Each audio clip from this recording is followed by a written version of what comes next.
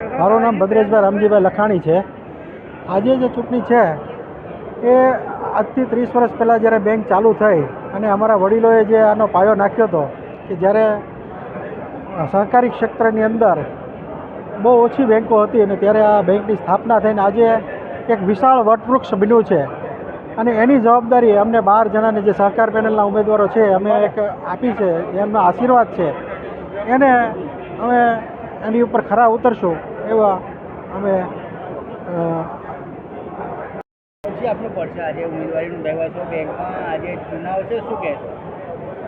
ચુનાવની અંદર બધા વોટ આપવાના છે અને મને લાગે છે કે ખૂબ જંગી બહુમતીથી સહકાર પેનલ જીતશે અને સામેના ઉમેદવારોની કદાચ ડિપોઝિટ પણ જઈ શકે છે એવો માહોલ લોકોનો છે.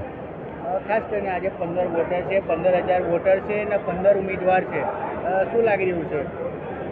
દરેક સહકાર પેનલના વોટર્સ મોસ્ટલી છે અને એમને જ વધુ મત મળશે.